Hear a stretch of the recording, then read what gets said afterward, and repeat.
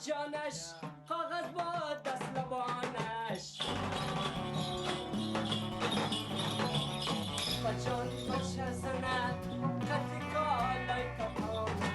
go, baby.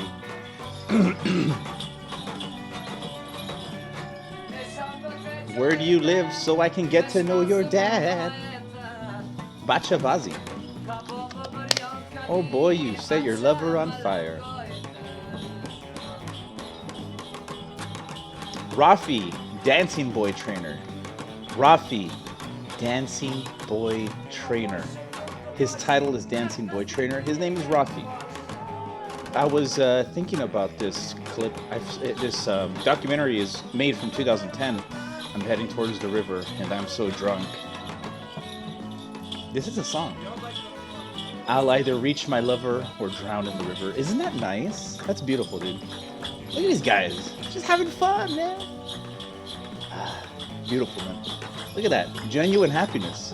When's the last time you, an American, saw someone that genuinely happy? It's been a long time. Rafi, there he is. Yes. So what they do is they get people excited, like they give them boners. And then, but they're not allowed to fuck them. Wink. And then this guy, where are you? This guy right here, he gets to, I don't know what's going on. It's no good standing outside the door while you're inside. I want to put my head under your tender breast. This is a guy. This is a boy. This is a little boy. The thing about Afghanistan is that what they like is the older you are with no hair on your face. So like if you're like a Mexican dude in Afghanistan with no facial hair, they're gonna want to fuck you. Fun story. Oh man, I didn't include that story. Whatever. Anyway, what the point of that was because today we're going to be doing a part of the book, which is there's like 3 parts of the book. The first part is it starts like in the present day, 2015, where Torero goes with the AVA psychologist to talk about his bad memories of Afghanistan, all that stupid shit. The other part of it is in Afghanistan 5 years earlier in 2010. When all this shit happens and he's describing a couple of days, all that bullshit. But there's a third part to it because, hey, no one's going to read it anyway. Who gives a fuck? There's a third part to it called Rashid. It's from the perspective of like this teenage boy named Rashid who is like an orphan, but his uncle is a Taliban general. He's in love with his girl, with his daughter, he's in love with his uncle's wife, which is also a teenager, because that's also cool there. So he's secretly in love with them, all that good stuff. This part is after some shit happens. In another part, Rashid part 1 and 2 happen. I'm starting in part 3 because we're having fun. Who gives a fuck? So Rashid part 3, we're already really deep into the book. This is already page like fucking who knows already. This is already page 294. So we're deep into the book. Rashid has escaped after a battle with the Taliban and Marines, fought each other, got killed, all that good shit. He left, got some drama with the uncle and the girl that's the wife of the uncle, but that he's in love with, and all that good stuff. And they're, hey man, Afghanistan, dude, romantic place. So Rashid part 3. The familiar. Oh, so yeah. Before this, for context, in the part 2 of Rashid, he had ran away from like a really bad, fucked up situation. So, which leads us to part 3. I'm writing these parts different in a way where there's no quotation marks. There's nothing like that. We're just kind of describing what's happening without really worrying about quotations and all that gay shit. We're just doing it different because why not? Like literally no one's ever gonna read this, dude. Like come on, who cares? Have fun. We're having fun. The familiar barks from the familiar barks from the angry dogs. Oh yeah, baba.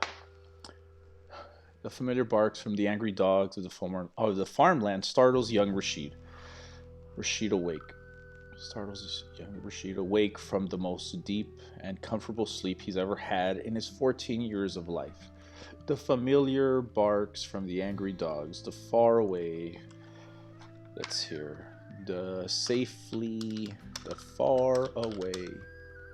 And familiar barks from the pack. From a pack of angry dogs from across the farmland. From across the farmland startles young Rashid awake from the most deep and comfortable sleep he's ever had. Oh, fucking crap. My dogs are outside. They're fucking stupid too. Sorry. Come on.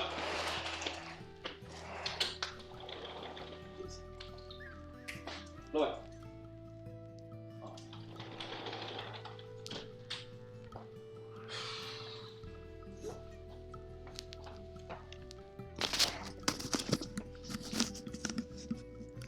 Edit that part out. I'm sure I'll remember. First sentence. The far and familiar, the far away and familiar barks. The far away and familiar barks. No. The distant, far away. The far away. The distant and familiar barks from a pack of angry dogs from across. The distant familiar barks from a pack of angry dogs from across the farmland startles young Rashid awake from the most deep and comfortable sleep he's ever had in his 14 years of life.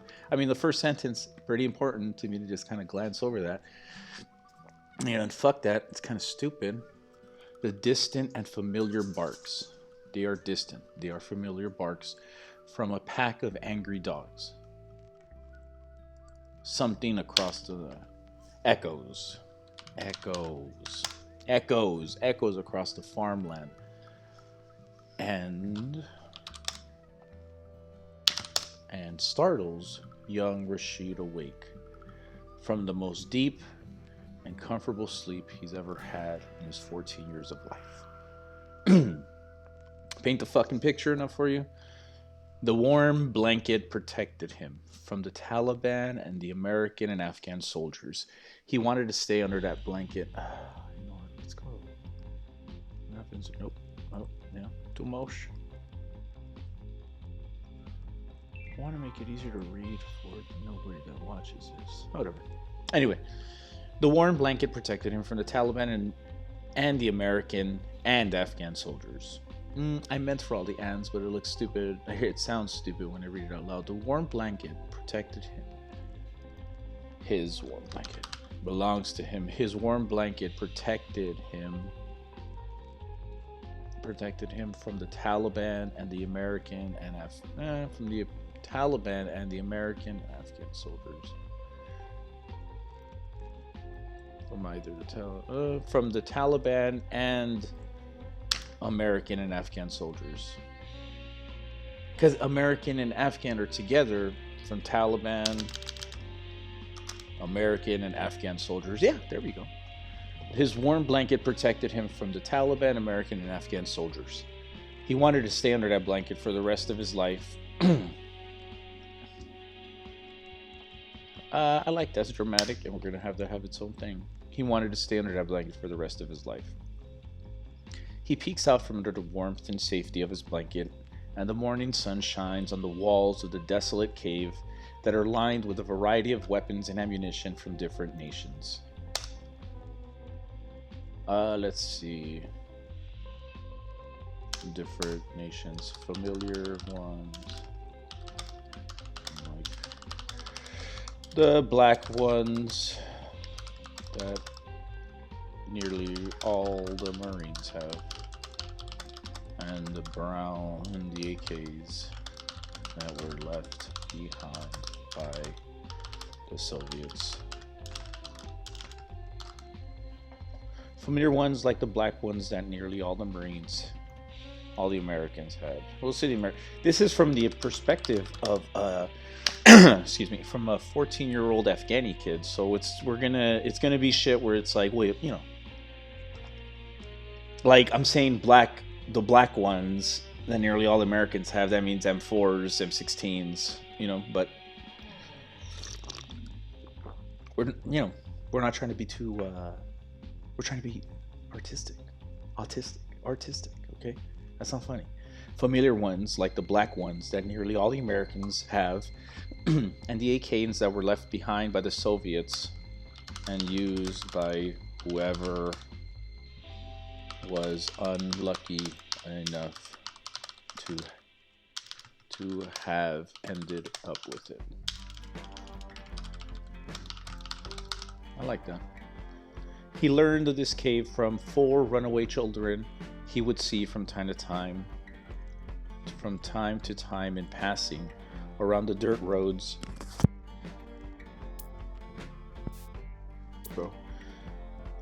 Desolate areas that only he learned of this cave from 4 runaway boys he would see from time to time in passing around the dirt roads and desolate areas that only the sheep farmers would roam. The 4 boys stayed away from soldiers of any uniform. The 4 boys stayed away from soldiers of any uniform. The 4 boys stayed away from soldiers in any uniform, and people from all sides of the conflict. From all focus. The boys knew Rashid was also an orphan, and told him if he ever wanted to escape, he had refuge with them in their cave. They gave him directions sloppily written on an empty carton of cigarettes. The 4 runaway boys also added if he brought any adults, they would kill him and anyone he brought. We go back to that, Bachabazi. We get back to that. The 2 brothers slept on the same set of blankets. They held hands like twins in the womb. The other 2 boys, who looked about 4. This is where I think I had left off because I was fucking up. The other 2 boys, who looked about, let's see. The 2 brothers slept on the same. There were 2 brothers that slept on the same set of blankets and held hands like twins in the womb. One looked about the same age as... I gotta get like a fucking mic, dude, so I can like burp and like cough and like hawk loogies, I swear, because like this must be like maximum like effect, like ASMR fucking nastiness. Disgusting. There were 2 brothers that slept in the same set of blankets and held hands like twins in the womb. Yeah. One looked about the same age as Rashid.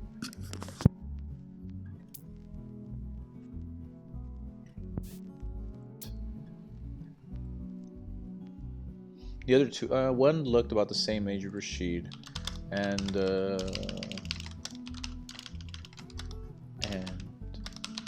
little brother looked about 10 years old at most. Okay. Both slept.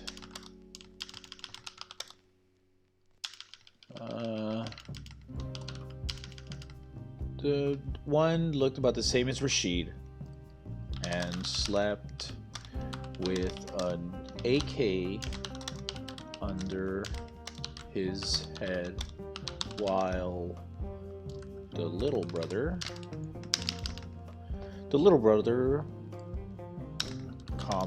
who looked about 10 years old at most, held a grenade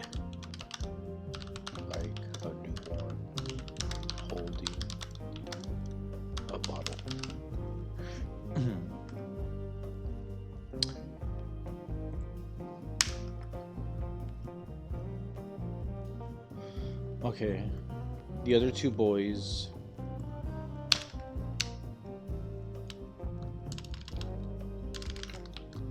Another boy looked mixed with Mongolian and had sharp eyes. Sharp eyes. While Dad stayed open as he slept. Another boy looked mixed with Mongolian and had sharp eyes that stayed open when he slept.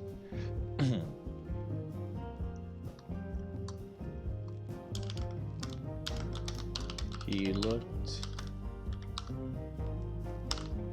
about the same age as he looked a little younger. There we go. He looked a little younger than Rashid. The fourth one may as well have been Rashid's younger twin brother.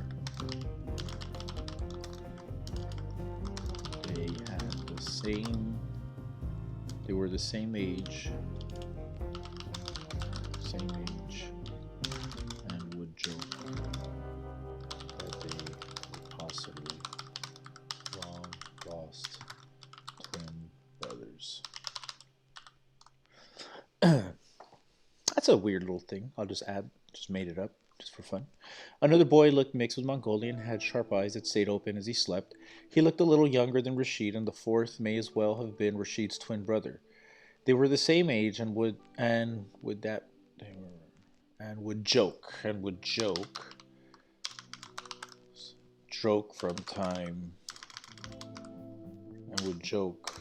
that they were possibly long lost twin brothers.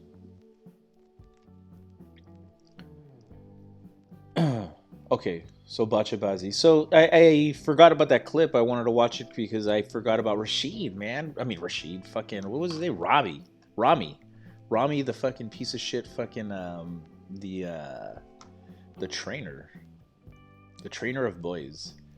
What's his name again? Oh my god, the real papers. Rafi, there we go, Rafi. All right, so I wanted to add Rafi to the story that the boys killed Rafi. The boys, we're gonna get to the part where they escaped from like a Bachabazi party, and I described them killing him, but I never mentioned the name, so I gotta mention fucking Rafi, of course, that they killed Rafi, and maybe that boy, this fucking kid, kind of would look like Rashid if like this dancing boy, right here. Not this motherfucker. This guy right here. Yeah, this guy right here would probably look like Rashid. If Rashid, like the character Rashid, I imagine him being like, looking like this. Like a good looking older kid, you know, not yet a man, not a girl, not yet a woman, that kind of guy. This guy just wants to fuck him in his little ass, man. This shit is weird, bro. So that's why I imagine as Rashid, like that age and stuff. So all these boys are like teenagers and stuff that don't want to get fucked in the ass, So all had escaped from the same Bachabazi capital. What's up, my fucking sick ass? All had escaped from the same Bacha. Okay, so I'm just gonna read what I have and then go from there and then go back. All had escaped from the same Bachabazi party months earlier. According to the youngest one, he had just finished dancing and his owner had sold him to a local warlord for sex. When the two adults were exchanging money, the youngest one located his potential rapist AK-47 and quickly grabbed it and killed both adults. He then made his way to the main room where 40 men, 40 is a lot, 40 Afghans, you ain't gonna kill 40 Afghans with one, you ain't gonna, let's see what I wrote, because I know I be writing stuff and I forget it sometimes. He then made his way to the main room where 40 men had packed in to see the dancing boys. The other 3 boys made their way to the exit, but before they had left, they dropped 4 grenades in the room and never looked back. Okay. So it is. Well, you're gonna end your fucking in a small room, man. Horny dudes, dude, that just went from like boner to getting shrapnel in the face. Yeah, you're not gonna kill him, but you'll get away. So we'll go with that. But Rafi, we gotta kill Rafi in this. So all had escaped the same Bachabazi party months earlier. According to the youngest one, he had just finished dancing with his owner. He had just finished dancing. He had just finished dancing and was being scolded by his dancing boyfriend. By his dancing. Damn it! What's up with my fucking little D, bro? There we go. Dancing. Yeah, it's a title. Yeah. Rafi, there he is. All had escaped from the same Bachabaza party earlier. According to the youngest one, he had just finished dancing and was being scolded by his dancing boy trainer, Rafi. Rafi, who had said his dance was lazy and did not incite the horniness, the passion that he had wished, therefore lowering the potential price for sex with him. Therefore lowering the young boys, the youngest boys' potential price. Yeah. He had just finished dancing and was being scolded by his dancing trainer, Rafi, who had said his dance was lazy and did not incite the passion that he had wished. M dash, therefore lowering the youngest boy's potential price. The price for his butthole. Which is inferred, I hope. Because they want to fuck him in the ass. Let's see. Therefore, lowering the youngest boy's potential price. While in the... lowering the potential price. Boy's potential price. Rafi... the youngest boys. The youngest boys. We'll just say his owner. Yeah, we'll just stick because we already know who the fuck we're. The youngest boys. Yeah, no, we'll go with the youngest boys owner. The youngest boy's owner had sold him to a local warlord for sex. Had negotiated a good price for a good price with a local warlord for sex with the young boy. The youngest boy's owner negotiated a good price.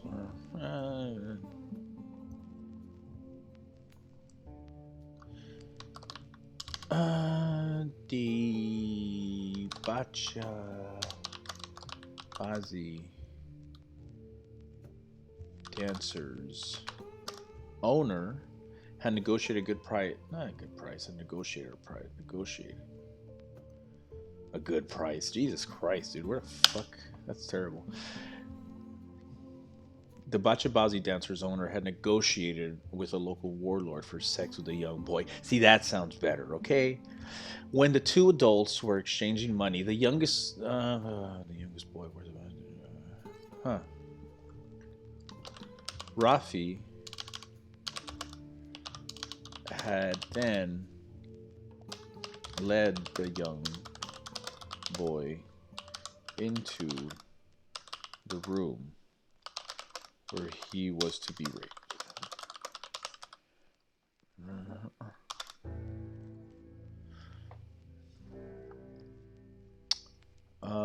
So, and the two adults were exchanging money.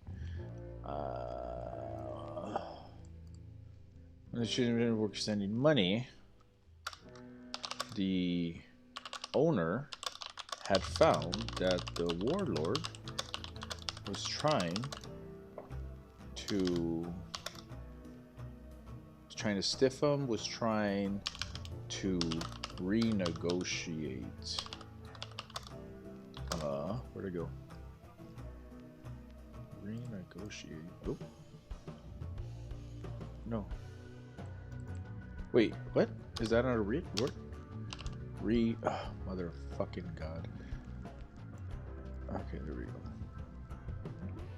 Renegotiate. Motherfucker, bitch. We're trying to renegotiate. Lower price. Not a better price. The fucking kid is not a better price, just a lower price. Oh my God. When the two adults were exchanging money, the owner had found that the warlord was trying to renegotiate a lower price.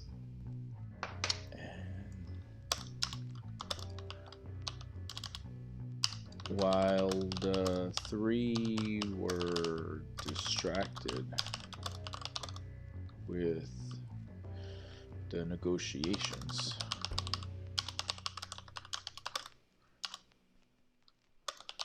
the youngest one located his potential rapist's AK-47 and quickly grabbed it and killed both adults. Not spicy enough. Let's go. Let's get a little more fun with this one. Well, the three were just how you gonna kill a dude that was gonna rape your butt? You're like a little kid. You're gonna kill this guy. How you do it? You got an AK. And you don't even know if it works. You just So you're just gonna spray and pray if you're a fucking kid. So let's just do that. And quickly grabbed it, and without thinking, pulled the trigger, instantly bringing down the three men.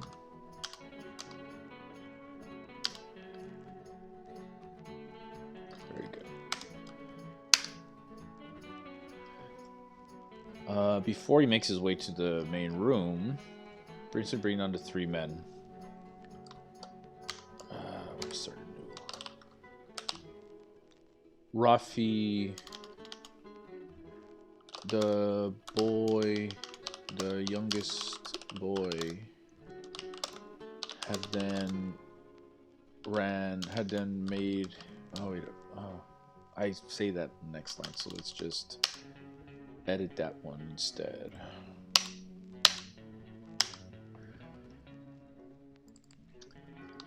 The young boy then made his way to the main room where the 40 men was packed into. Okay, the young boy had made his way to the main room, but Rafi grabs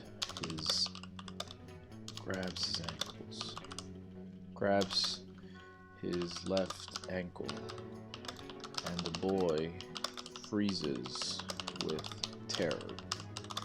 Nice. And the boy freezes with terror. Oh.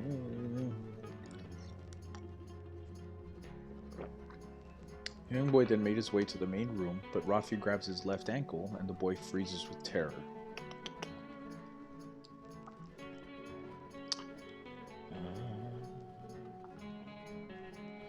The young boy then made his way to the main room. Rafi grabs his left ankle, and the boy freezes in terror. The boy freezes in terror. He imagines all the men outside waiting to kill him. No, we're not yet. Because they're still like, this is all happening very fast, so. And the boy freezes with terror.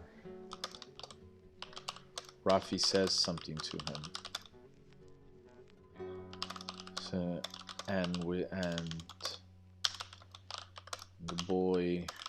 presses the muzzle against Rafi's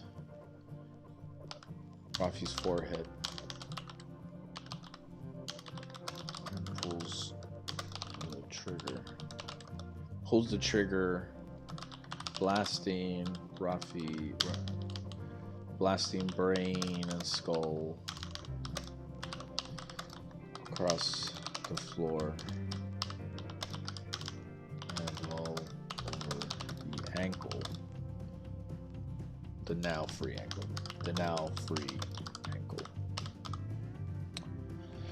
Rafi says something to him, and Rafi says something to him, but the boy can only hear a loud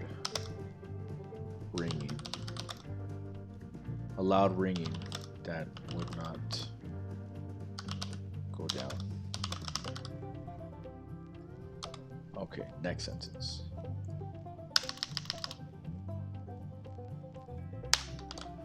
The boy presses the muzzle against Rafi's forehead and pulls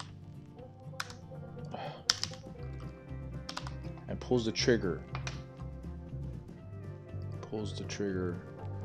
Blasting brain and skull across the floor and all over his now free ankle.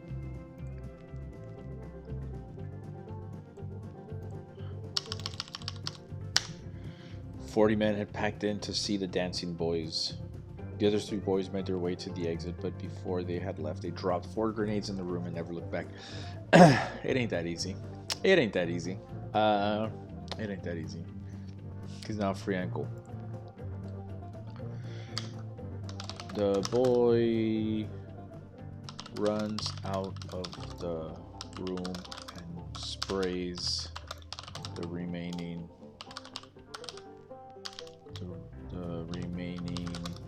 rounds in the AK from the AK as he runs towards the exit. The 40 men that had packed in to see the dancing boys all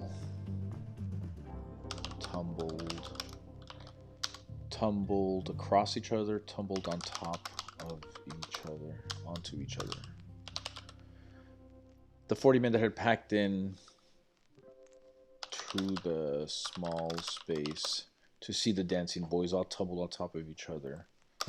And screamed.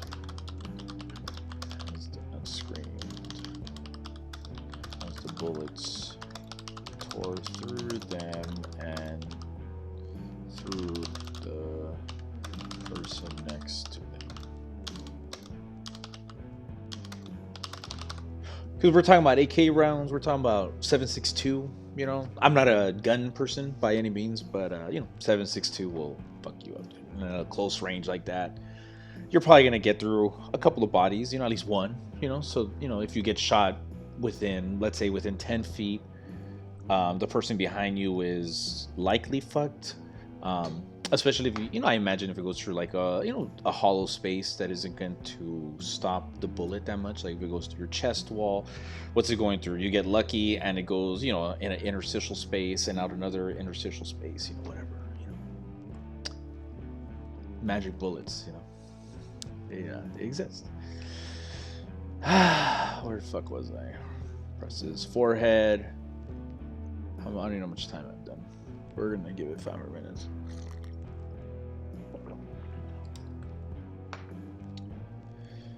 The 40 men that had packed into the small space to see the dancing boys all tumbled on top of each other. Onto each other? Why are you autocorrecting me, fucking ass bitch? On top? Onto. No, on top. On top of each other. And screamed as the bullets, and screamed and and screamed. Screamed. Synonym. Yeah.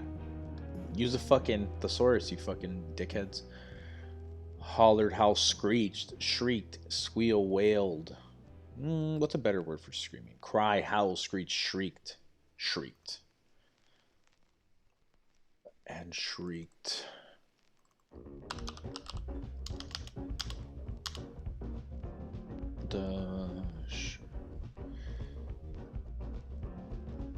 Top of each other shrieking. Shrieking as the bullets tore through them and through the person next to them. The other three boys used this opportunity to make their way to the exit.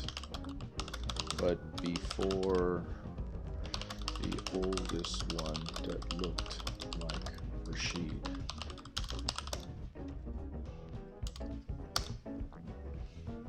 Rafi, Rashid, a lot of R's, a lot of names, a lot of people. No, there's only 3 fucking people I've mentioned. Goddamn. All right. The other 3 boys used this opportunity to make their way to the exit, but before they made their way to the exit. The oldest one that looked like Rashid, the oldest one that looked like Rashid grabbed 4 grenades from a random pouch, from a random bag, and tossed them into the mayhem before they left. Before they left.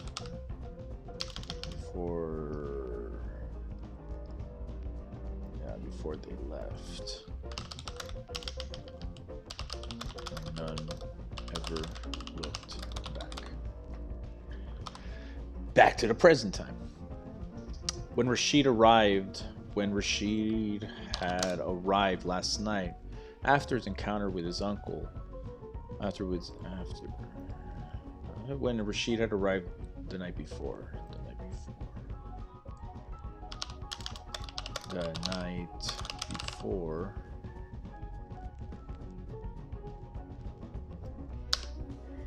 When Rashid arrived after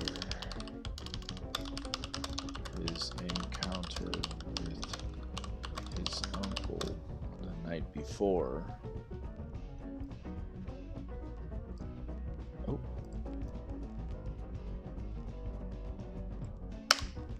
When Rashid arrives when Rashid arrived after his encounter, after Rashid's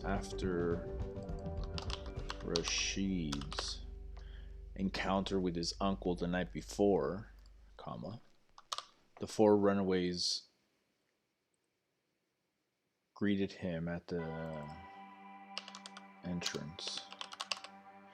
After Rashid's encounter with his uncle the night before, he had made his way under the cover of darkness through the desolate. I think I use desolate a lot. Let's try that. Let's see what comes from through desolate. Barren, dismal, grim.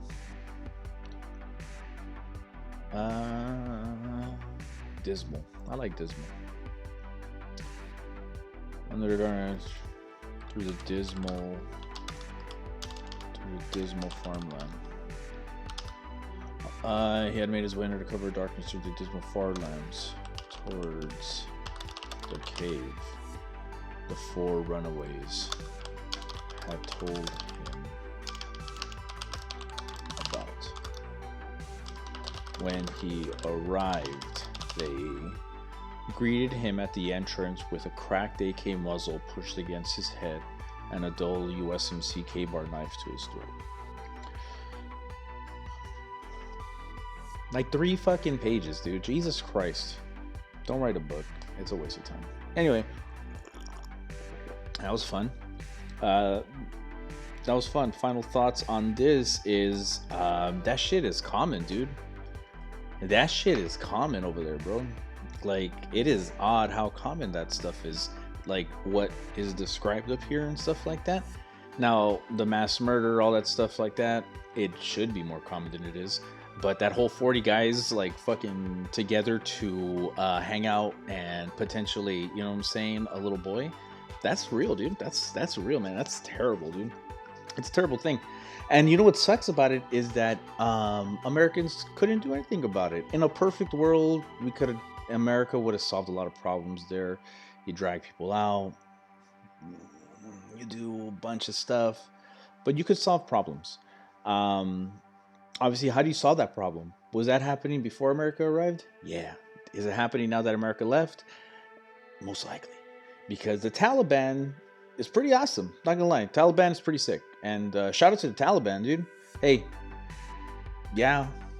Bad guys, all that good stuff. But hey, man. I don't blame you guys. You know what I'm saying? Like,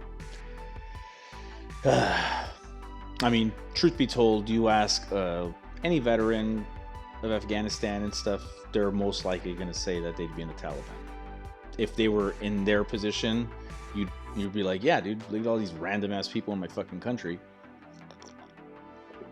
I'm going to use the little resources I have to cause a lot of chaos against modern fucking warfare, dude.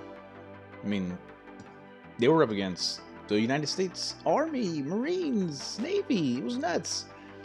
And I won't say America lost the war, because we didn't lose any fucking battles. I mean, whenever they started shit with America, I mean, they got dealt with, you know, like, I mean, just fucking Google it. A lot of good, you know, they never really like overran a PB, started cutting heads off. I think most likely they did, but off the top of my head, you know, so, you know, did Americans lose individual battles? Fuck no.